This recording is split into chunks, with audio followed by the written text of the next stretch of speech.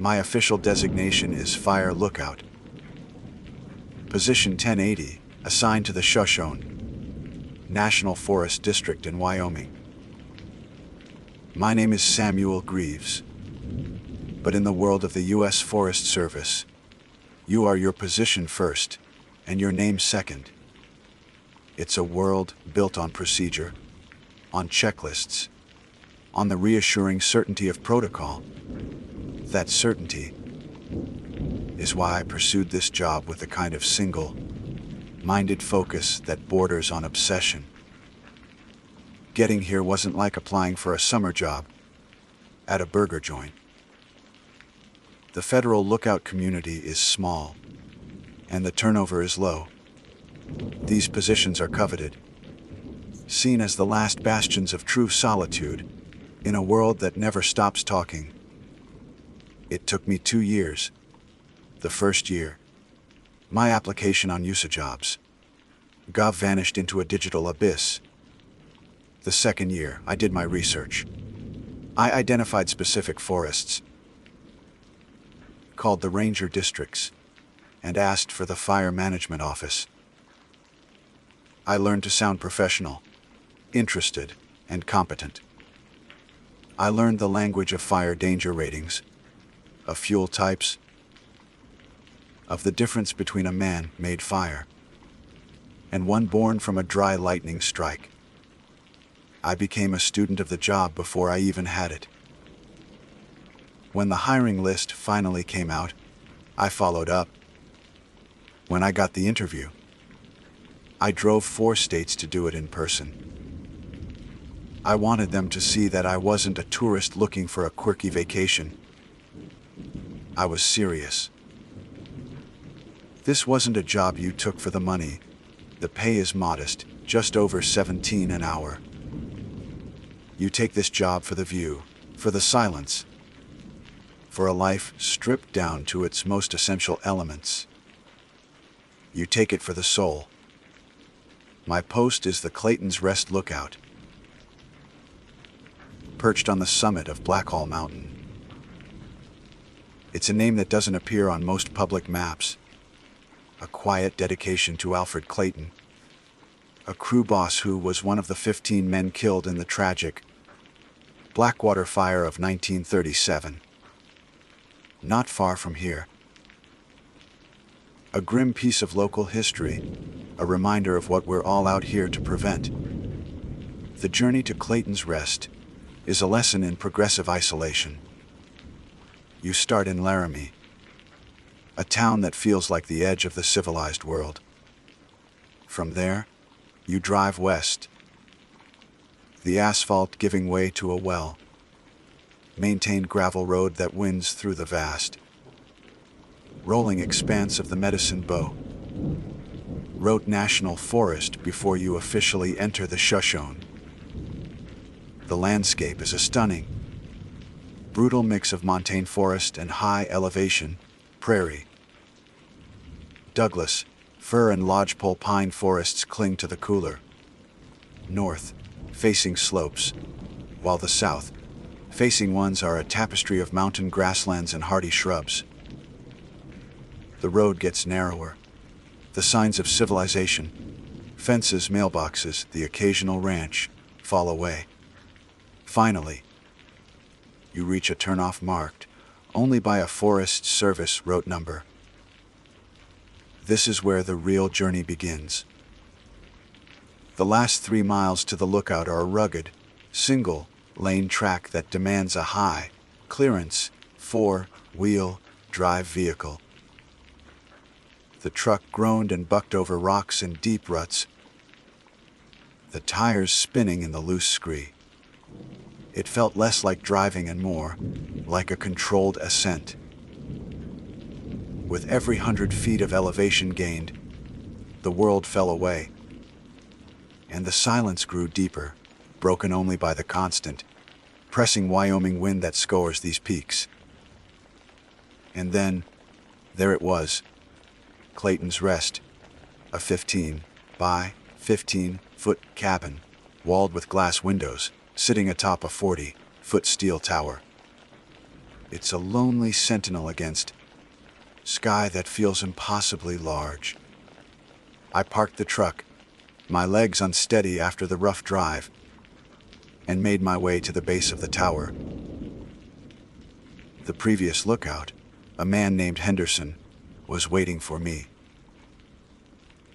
He was a classic old-timer, with skin like tan leather and eyes that seemed to hold the reflection of 1,000 empty horizons. The handover was brief, all business. He walked me through the basics. The propane stove and refrigerator. The wood stove for the bitterly cold nights that can happen even in July. The solar powered LED lights that provide a dim, yellow glow after sunset. He showed me the vault toilet a short walk from the tower and pointed out the direction of the nearest spring for water, though he advised me to rely on the weekly supply drops. Inside the cabin, the air smelled of pine, old paper, and propane. It was Spartan, functional. A simple bed that was more of a cot, a small table, and in the exact center of the room. The heart of the lookout, the Osborne Firefinder. It sat on its own dedicated podium, a heavy, circular steel table, with a topographic map of the surrounding 100,000 acres permanently affixed to its surface. The map was worn, stained with coffee rings and the ghosts of past calculations. The brass alidade, the sighting mechanism, gleamed dully in the afternoon light. "She's all yours," Henderson said, handing me the key to the cabin door. "Keep your eyes peeled. Radio in your weather at 071900. Log everything." He looked around the small space one last time, a flicker of something unreadable in his eyes. Relief, maybe, or regret. He didn't offer any advice or quirky stories. He just nodded, descended the metal stairs, got into his own dusty pickup, and drove away, leaving me alone with the wind and the view. I spent the first hour just settling in, putting my food in the cupboards, unrolling my sleeping bag on the cot. It was then that I found it. I was running a dust cloth over the Firefinder, familiarizing myself with the map, tracing the contours of the mountains and valleys I would come to know intimately. My fingers brushed against something taped the underside of the heavy steel table. I knelt and peeled it off. It was a single sheet of thick, yellowed paper, folded twice. The text was typewritten, the ink faded but perfectly legible. At the top, in stark, simple letters, it read, "The Rules of Clayton's Rest Lookout." I unfolded it and read, so gals up au summatab au suosa oto table 1 all rules of Clayton's Rest Lookout 1. Daily weather observations must be logged at 0700 and 1900 precisely. Your report to dispatch must be accurate. The report in your personal log, however, must omit any mention of precipitation, even if you are soaked to the bone. The mountain does not like to be reminded of what it cannot keep. 2. The Osborne Firefinder must be leveled and oriented to the designated point, Windy Mountain, azimuth 23 degrees 30, every morning. If the orientation is off by more than 1 full degree and cannot be corrected, do not use the Firefinder. Report your position as compromised due to instrument malfunction and rely only on your eyes. It is looking for you, and the Firefinder can be a window. 3. From dusk until dawn, the catwalk is off limits. The wind has teeth. 4. The herds of bighorn sheep Sovis canadensis are a natural part of the ecosystem. If you observe a herd moving in perfect unison, as if guided by a single mind, go inside the cabin and do not look at them again for 1 hour. They are not practicing. 5. You may hear voices on the radio static, especially during high-pressure weather systems. These are echoes.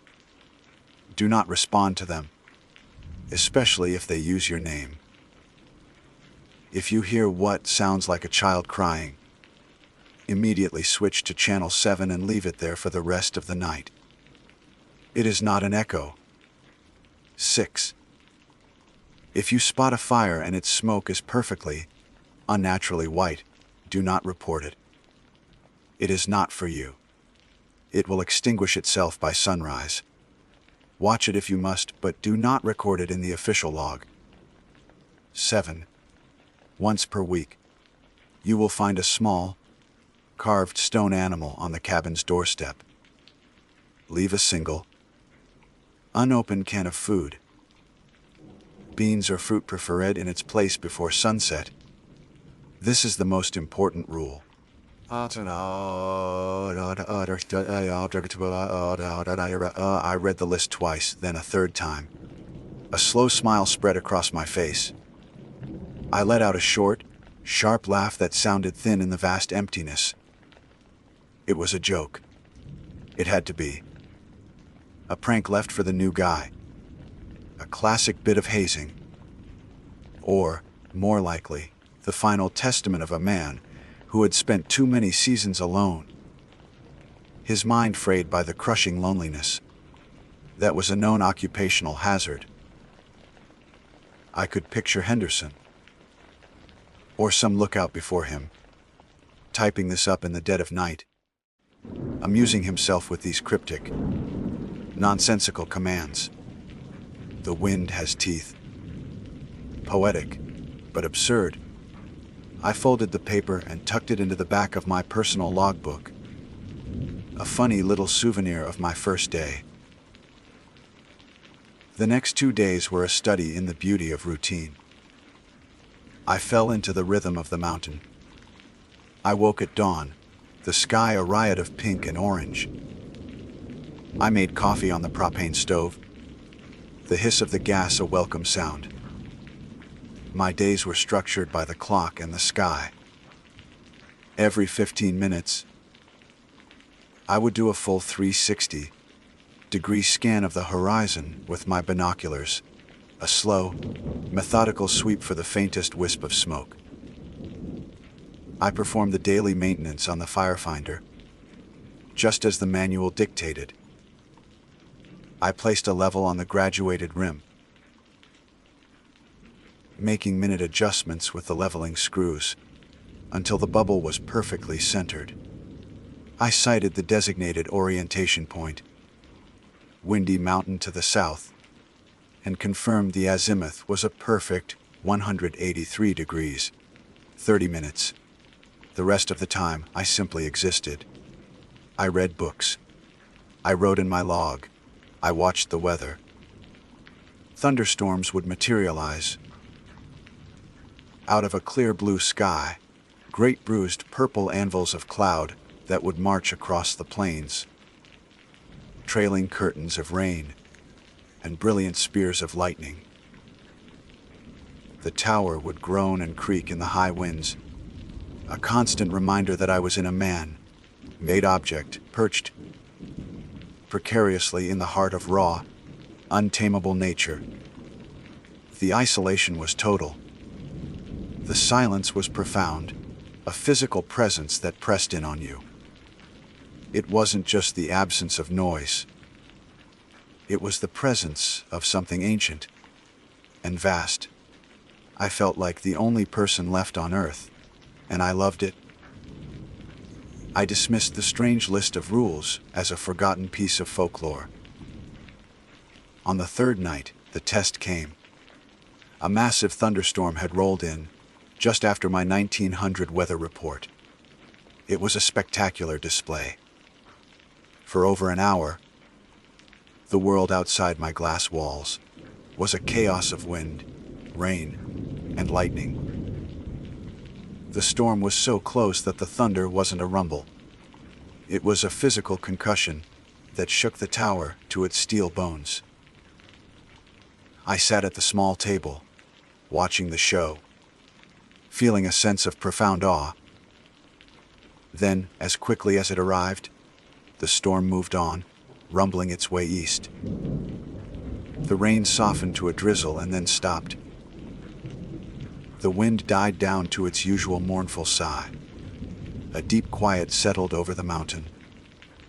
And in that quiet, I heard it. It was faint at first, a high, thin sound that seemed to catch on the edges of the wind. A wail. I stood up and went to the window, peering out into the dripping darkness. I told myself it was just the wind, whistling through a rock formation, or maybe a coyote pup. But the sound came again, clearer this time. It was unmistakably the sound of a child crying, a desperate, lonely sob that seemed to come from everywhere and nowhere at once. A cold spike of adrenaline shot through me. My heart hammered against my ribs. This was impossible. The nearest road was miles away. No one could be out there. It was an auditory illusion, a trick of the exhausted mind, a phenomenon of acoustics in the strange mountain terrain. Then, I remembered. My blood ran cold. Rule find 5e if you hear what sounds like a child crying. Immediately switch to channel 7 and leave it there for the rest of the night. It is not an echo. My professional, rational mind screamed at me. It was nonsense, a coincidence. But the crying continued, a heartbreaking, chilling sound that scraped at my nerves. I felt a primal fear, an ancient instinct that whispered, "Something is wrong." Feeling like the world's biggest fool, I walked over to the radio console. My hand trembled as I reached for the channel selector knob. The main dispatch channel was silent, filled with a low hiss of static. The crying sound was still there, seeming to seep through the glass of the windows. I took a breath, my knuckles white as I gripped the knob. I turned it, the clicks loud in the silent cabin. 1, 2, 3, 4, 5, 6, 7. The moment the radio clicked onto channel 7, the crying stopped. It didn't fade out. It didn't trail off. It cut off, instantly. As if a switch had been flipped. The silence that rushed back in was no longer peaceful. It was heavy, suffocating, and charged with a terrible new knowledge. The sound hadn't been coming through the windows. It had been in my head, or in the air, or broadcast on some impossible frequency, and the simple, physical act of turning a dial had silenced it. I stood frozen in front of the radio for what felt like an hour, listening to the empty hiss of an unused channel. The list wasn't a joke. It wasn't a prank. It was an instruction manual. And I had just followed the first rule. Sleep did not come easily after the incident with the radio. The silence that followed the flick of the channel dial was a different kind of quiet. It was no longer the peaceful, empty silence of isolation I had craved. It was the tense, listening silence of a room, right after a scream. Every creak of the tower in the wind, every skittering sound on the roof, that was likely just a loose pebble, became a source of sharp, electric dread. I sat on the edge of my cot for hours, the list of rules spread on my knee, reading the typewritten words until they were burned into my memory. The prank had become a prophecy. The ramblings of a lonely man had become a survival guide. I kept the radio on channel 7 all night. The empty hiss a bizarre form of comfort. It was proof that I had done something right. I finally drifted into a shallow, restless sleep with the dim solar, powered lights still on, not wanting to be in complete darkness. I dreamt of static, of a child's face dissolving into a field of television snow. My alarm at 06:30 was a jarring intrusion. The sun was just beginning to crest the eastern peaks, painting the underside of the clouds in soft shades of pink and orange. It was a beautiful, serene morning that felt like a cruel joke. My first thought was of the rules. Specifically, Rule 81. Daily weather observations must be logged at 0700 and 1900 precisely. Your report to dispatch must be accurate. The report in your personal log, however, must omit any mention of precipitation, even if you are soaked to the bone. The mountain does not like to be reminded of what it cannot keep. The storm last night had been intense. The catwalk was still slick with moisture, and the ground below was dark and damp. My official training, my identity as position 1080, screamed at me to log the rainfall.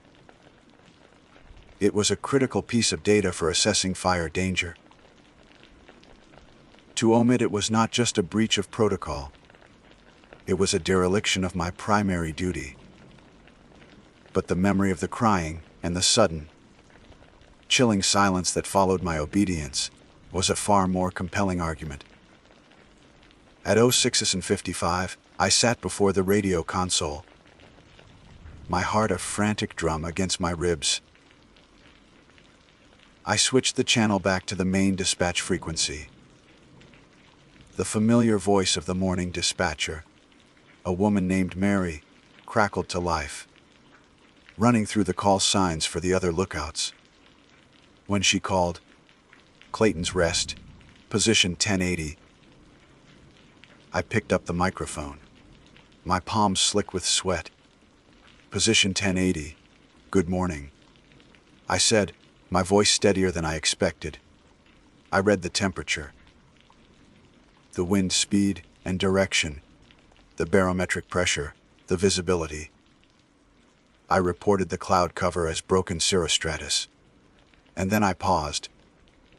I could feel the unspoken word on my tongue: precipitation. I swallowed it down. End of report. I finished. Acknowledged, 1080.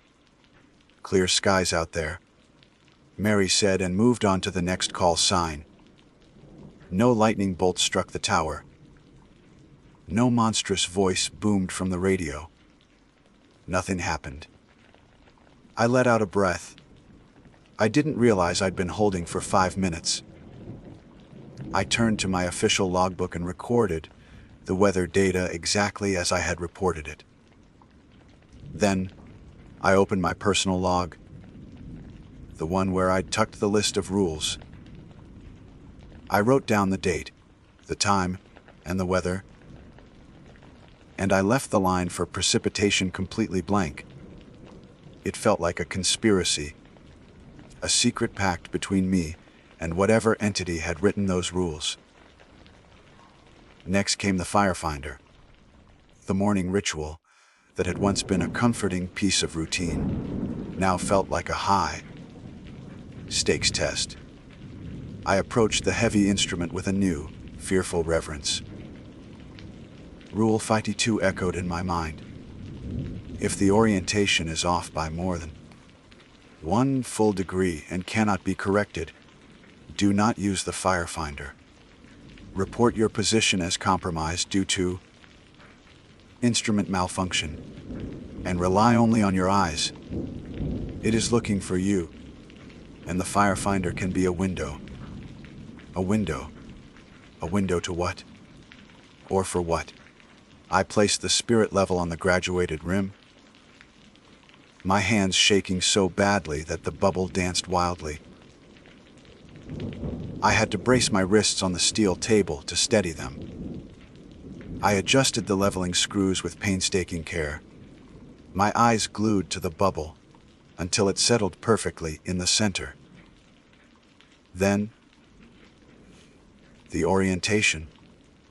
I loosened the adjustment screws and swiveled the entire upper plate, peering through the rear sight, aligning the vertical horsehair of the front sight with the distant peak of Windy Mountain. I held my breath and checked the vernier scale. 183 degrees, 30 minutes. Perfect. A wave of relief so profound it made me dizzy washed over me. The window was closed. For today. The day passed in a haze of hyper-vigilance. Every 15 minutes, I did my sweep of the horizon.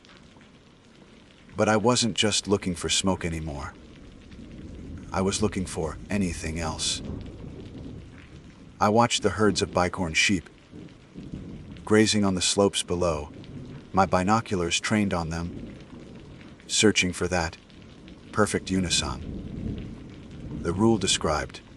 They moved like normal animals, scattered and independent. And each time I confirmed this, I felt a small measure of calm return. The wind picked up in the afternoon, and I found myself flinching at its howl, imagining teeth in its passing. I stayed inside, away from the catwalk, even though it was broad daylight. Around 1400, I saw it. To the northeast, a thin column was rising against the brilliant blue sky. My training kicked in instantly. I grabbed my binoculars. It was smoke. But something was wrong. It was a pure, brilliant, almost glowing white. Not the dirty gray of a wood fire, or the dark black of an oil-based fire. It was the color of bleached bone, of fresh snow. It rose in a perfectly straight, unwavering pillar, completely unaffected by the wind that was still gusting against my tower. Rule Phase 6. If you spot a fire and its smoke is perfectly, unnaturally white, do not report it. It is not for you. It will extinguish itself by sunrise. This was the ultimate test. My one and only job was to report fires.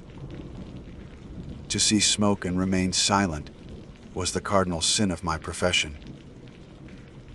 My hand hovered over the radio microphone. What if it was a real fire? What if a campsite, a cabin, a person was burning down there? My fault. But the smoke, it was just so wrong. It didn't roil or billow.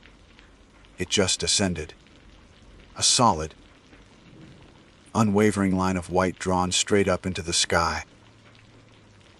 I thought about the crying. I thought about the silence on Channel 7. I lowered my hand. I spent the next 3 hours glued to that spot, watching the white smoke through my binoculars. I didn't log it. I didn't photograph it. I just watched. It never wavered, never thinned, never dissipated. It was a monument of smoke. As the sun began to dip towards the horizon, casting long shadows across the landscape, the white pillar seemed to glow with its own internal luminescence. And then, just as the last sliver of sun vanished, the smoke winked out of existence. It didn't blow away. It was there 1 second and simply gone the next. As if it had never been. The sun had set. My shift was over. I made my 1900 report, my voice a dry croak, once again omitting the day's bizarre events. Shaken, I decided to make myself some dinner. I climbed down the steep metal stairs from the cabin, my legs feeling weak. The air at the base of the tower was cool and smelled of pine and dust. I took a step toward the path to the vault toilet and froze. There, on the concrete footing of the tower stairs, directly in my path, was a small object. It was a stone, carved into the shape of an animal. It was about the size of my thumb, worked from a piece of dark, smooth river rock. The carving was crude, ancient looking, but unmistakable. It was a bighorn sheep. Its horns curled back in an exaggerated spiral, and its legs were tucked beneath it, as if it were lying down. It felt heavy in my hand, and strangely warm, as if it had been sitting in the sun all day, even though this spot had been in shadow for hours. Rule Phase 7. Once per week, you will find a small, carved stone animal on the cabin's doorstep. Leave a single, unopened can of food as beans or fruit preferred in its place before sunset. This is the most important rule. My blood turned to ice. It was the 7th day of my post. I scrambled back up the stairs, my movements clumsy with panic. I fumbled through my supplies, my hands shaking. Beans or fruit?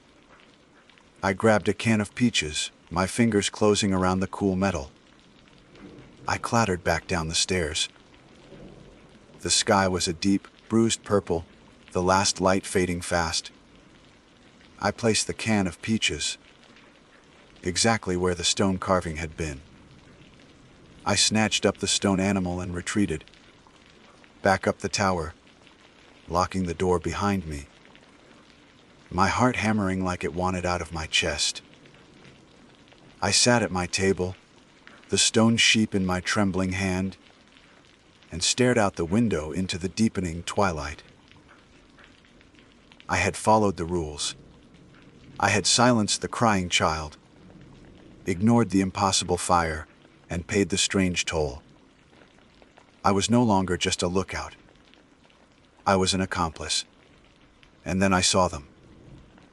On the ridge to the west, silhouetted against the last glow of the sky, was the herd of bighorn sheep I had been watching all day. But they weren't scattered anymore. They were standing in a perfect line, all facing my tower. There must have been 30 of them. And as I watched, my breath catching in my throat, they began to move. Not with the scattered, individual motions of a herd, but as one. They took a single, synchronized step forward. Then another. They moved with the chilling, unnatural precision of a single organism, their heads held at the exact same angle, their legs moving in perfect, silent unison. They were not practicing. My retreat from the window was not a choice.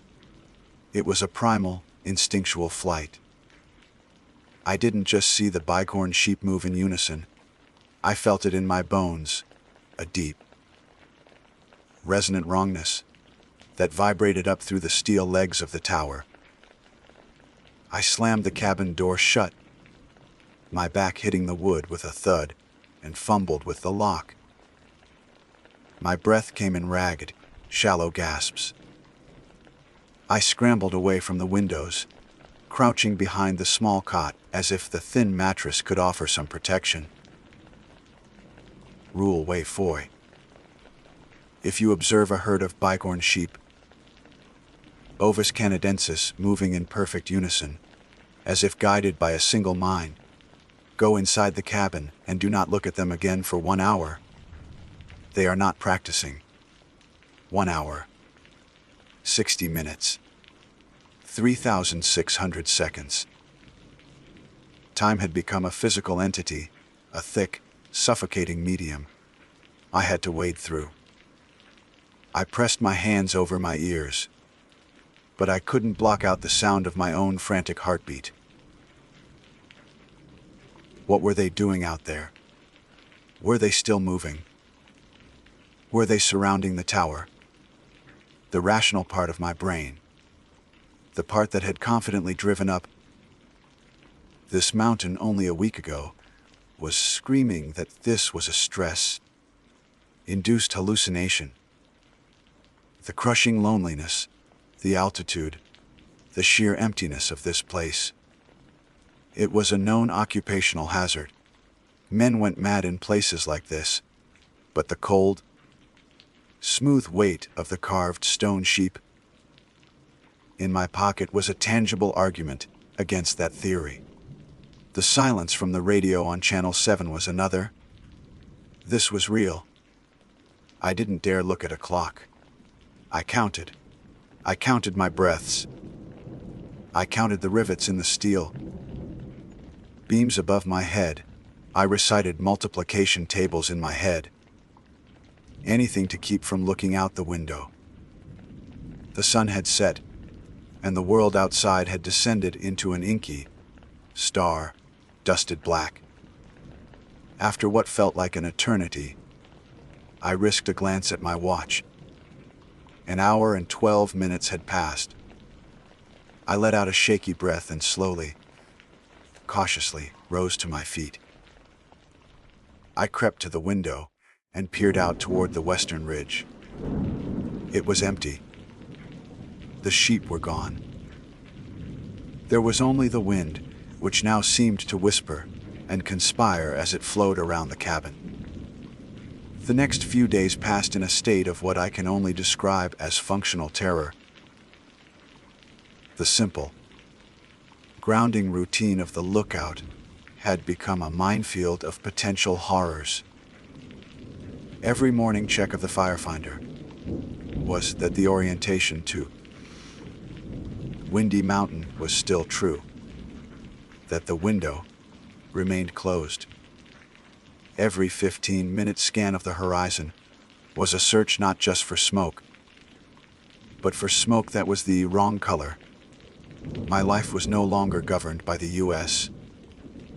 Forest Service manual, but by a single sheet of yellowed, typewritten paper. I was a prisoner in my glass cage, and the rules were my warden. The nights were the worst. The profound, absolute darkness of the wilderness was no longer a comfort. It was a canvas, and my imagination, fueled by fear, painted monstrous things upon it. This was when Rule 23 began to haunt me. From dusk until dawn, the catwalk is off limits. The wind has teeth. I had dismissed it as poetry, a metaphor for the fierce winds that scoured the peak. Now, I wasn't so sure. On the 10th night, a storm blew in, not a thunderstorm, but a dry, violent gale that made the tower moan and shudder on its foundations. I was trying to read by the dim solar-powered light, but the noise was too distracting. And beneath the howl of the wind, I began to hear another sound, a rhythmic scraping noise. Scrape, scrape, scrape. It sounded like it was coming from the catwalk right outside my door. I froze, the book falling from my hands. It sounded like metal on metal, or bone on metal. I strained to listen, my entire being focused on that sound. It was drowned out for a moment by a particularly violent gust, and then it returned, closer this time. It was accompanied by something else, a wet, tearing sound, like a dog worrying a piece of meat. My mind flashed to the rule. The wind has teeth. It wasn't a metaphor. It was a literal, horrifying warning. I pictured a set of immense, invisible jaws, clamping down on the steel grating of the catwalk, scraping, chewing, testing. I crawled into my cot, pulled the sleeping bag over my head, and lay there, trembling until the sun finally rose, the scraping sounds having long since faded with the wind. I knew I couldn't continue like this. I was fraying at the edges. my grip on reality loosening with every passing hour. I needed answers. The next afternoon, during a period of calm, clear weather, I started my search. Previous lookouts often left things behind. A paperback novel, a spare can opener. Henderson had been all business, but surely there were traces of others. In the bottom of a cupboard filled with cleaning supplies, I found them a stack of old, canvas-bound logbooks. They spanned 30 years.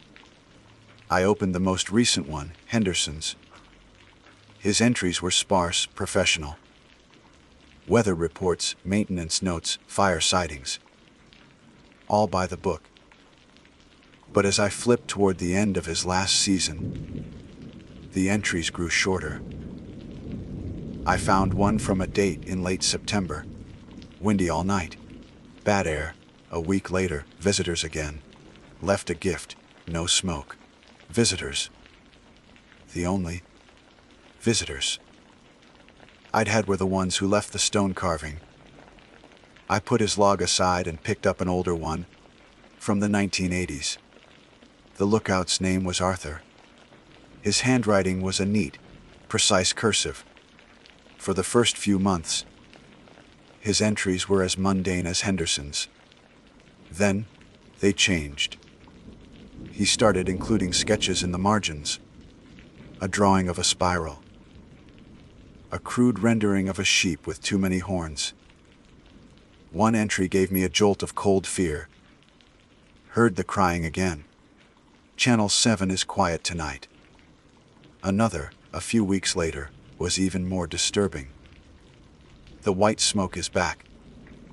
It feels closer this time. I think it knows I'm watching. I frantically dug through the rest of the logs. The pattern was the same. Each lookout started their tenure with crisp, professional observations. But as the seasons wore on, the entries would become tinged with paranoia and fear. Cryptic references to the Watchers, the Silent Herd, the Man on the Radio. The final logbook in the stack was from the early 70s. The lookout's name was Miller. His last entry was a single, shaky sentence. Firefinder is off by 2 degrees. The window is open. It sees me. The rest of the pages were blank. My blood ran cold. Miller hadn't just quit. He'd gone silent. The next evening, I was making my 1900 report. Mary the dispatcher was running through the usual checklist. Her voice was a comforting, normal presence in my increasingly abnormal world. And visibility 1080, she asked. 100 miles plus, I said, my voice hoarse. No smoke. Acknowledge 1080. Stay safe up there. You too, Mary. 1080, clear. I set the microphone down. In the crackle of static that followed, I heard it. It was not Mary's voice. It was a whisper, low and dry, like dead leaves, skittering across pavement. And it was right in my ear, as if someone were standing right behind me. Samuel. I stopped breathing. It was not an echo. It was not my imagination. It was my name spoken with a chilling, ancient familiarity. My hand shot out for the microphone, my training, my instinct, my humanity screaming at me to respond. Who is this? Rule 25. Do not respond to them, especially if they use your name. I snatched my hand back as if the radio were red hot. My heart was a wild bird beating against my ribs. The static hissed, and the voice was gone. But the silence it left behind was worse. It knew my name. The formal designation of Position 1080 was a shield, a uniform. But Samuel was me. It had peeled back my armor and spoken to the man underneath. The next 2 days were a blur. I barely ate. I slept in fits and starts, waking up from nightmares of whispers and empty static. My only solace was that it was the 14th day of my post. The supply truck was due. A human face. A real voice. A connection to the world that wasn't trying to unmake me.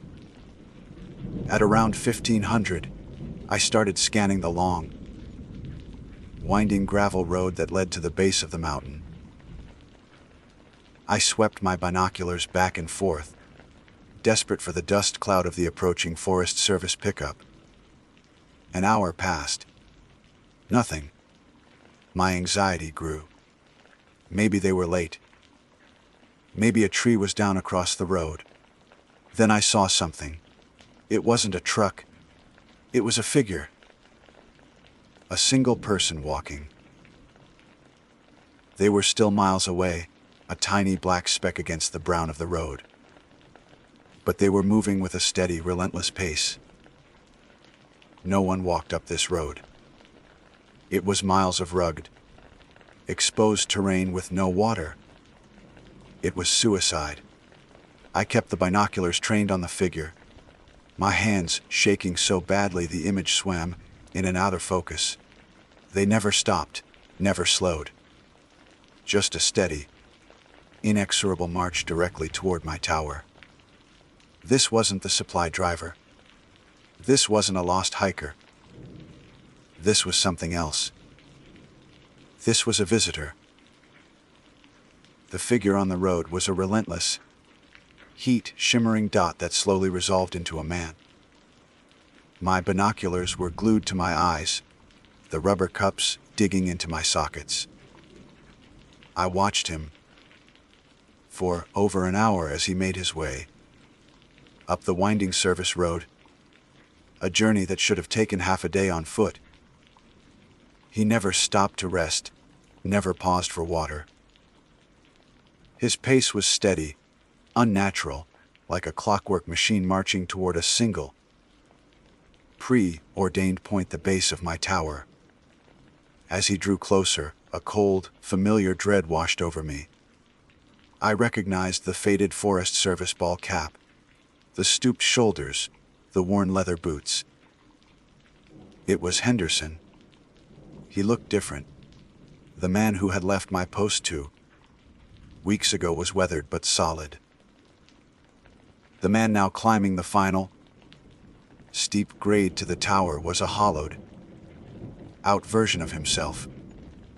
His face was gaunt, his skin stretched tight over his cheekbones, and his eyes, even from a distance, I could feel them, were wide and haunted, staring at something beyond the physical landscape.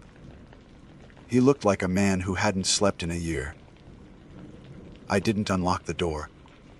I stood inside my glass box, my heart a frantic bird against my ribs, and watched as he reached the base of the tower. He didn't call out my name.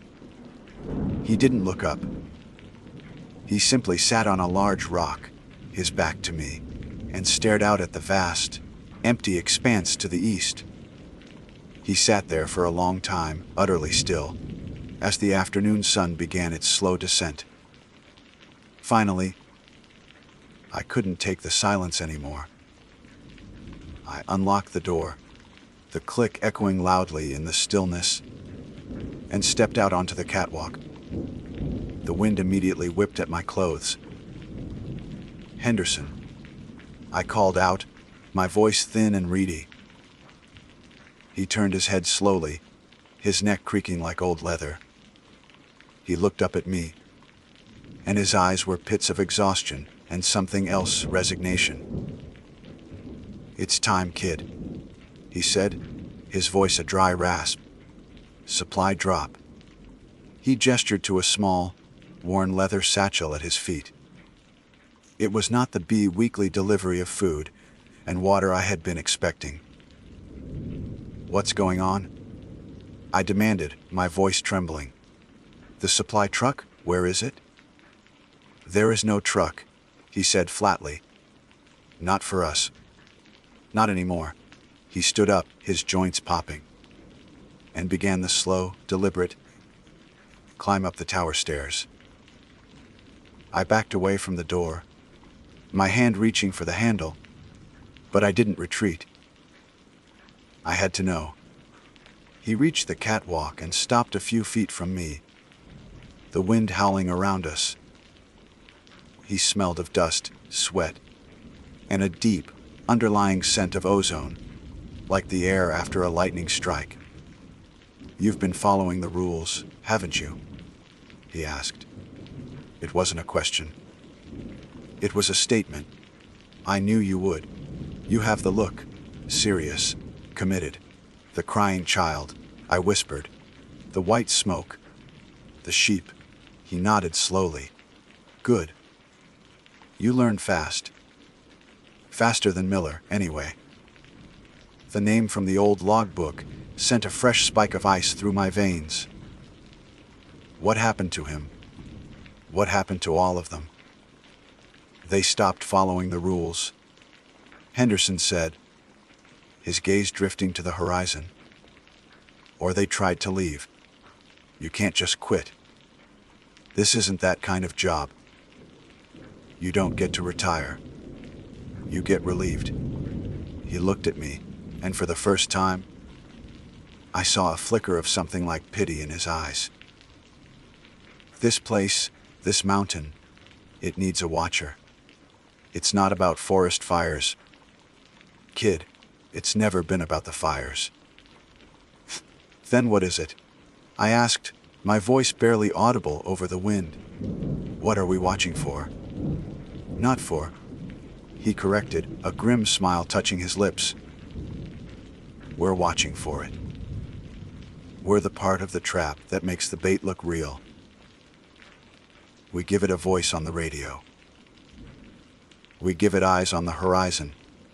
We're the caretakers, the wardens. He stepped past me and into the cabin. I followed, my mind reeling.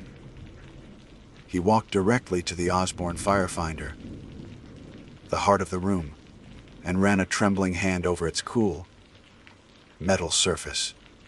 This is the most important part, he murmured, more to himself than to me. The pact. The agreement. He looked at the small, carved stone sheep I had placed on the table. The weekly offering shows you're compliant. The blank logs show you're discreet. Ignoring the white smoke shows you know your place.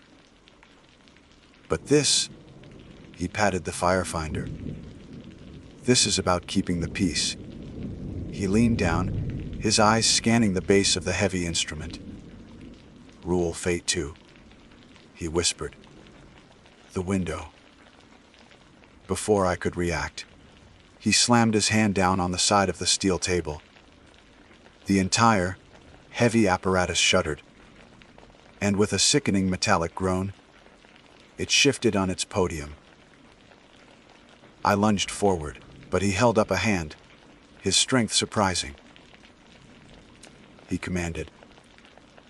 It's my time to be relieved. I scrambled for the spirit level, my hands shaking uncontrollably. I placed it on the graduated rim. The bubble, which I had so painstakingly centered every morning, was now hard against the side of the glass. It was off. It was off by at least 2 degrees. The window is open. Henderson breathed, a sound of profound, terrifying relief. He gestured for me to look. See what you're really guarding, he said. My training, the rules, every instinct screamed at me not to, but I was compelled. I stepped up to the firefinder. I looked through the rear sight, my eye aligning with the vertical horsehair of the front sight. But I wasn't looking at windy mountain anymore. The landscape outside the glass walls of the cabin was wrong. It wasn't a monster, not in any way I could have conceived. It was worse.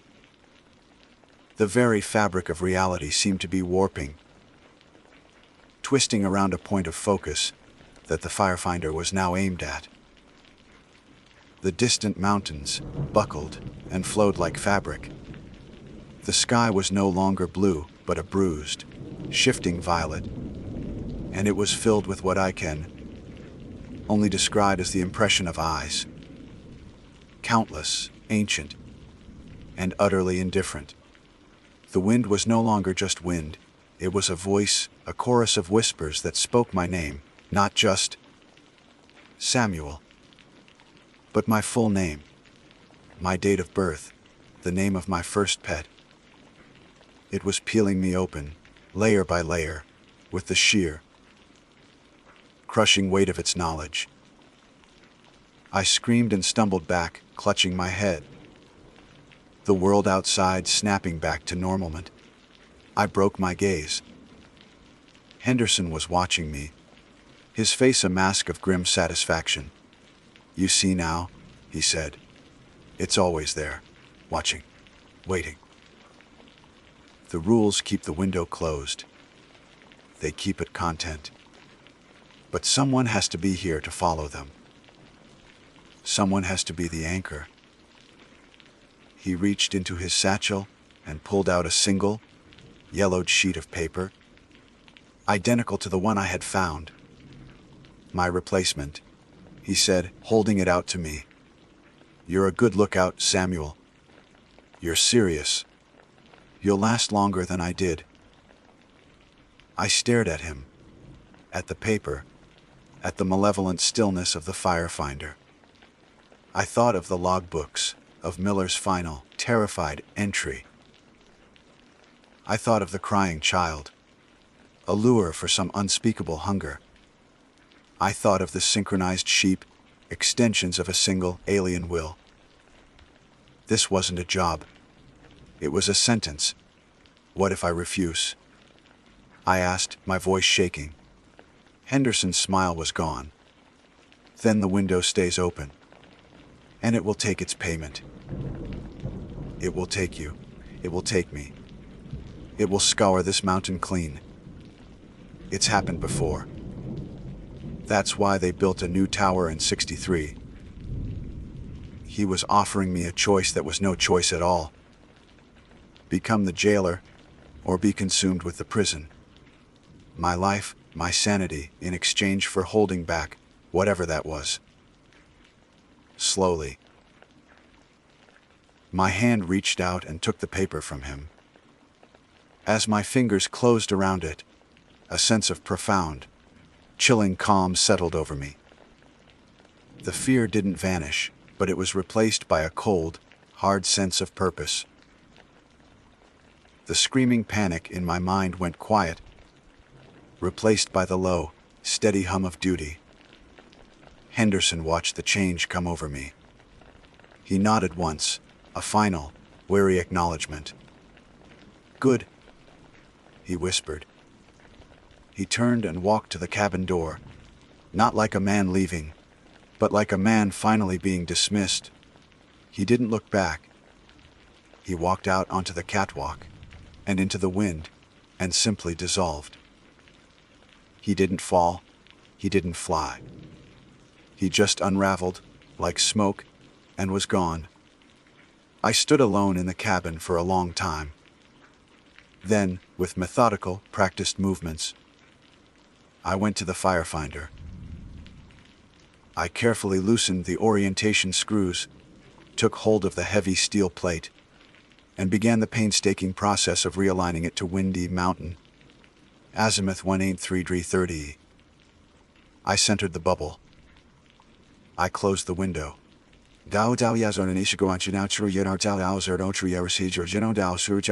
Year has passed. The seasons turn. The supply truck never comes, but once a week, I find a small, carved stone animal on my doorstep, and I leave a can of peaches in its place. I log the weather, omitting the rain. I listen to the static on Channel 7 when the crying starts. I watch the white smoke rise and vanish, and I do not report it. I am no longer Samuel Greaves. That man is a ghost, a memory. I am position 1080. This morning, a new pickup truck, a dusty Forest Service green, groaned its way up the final 3 miles of road.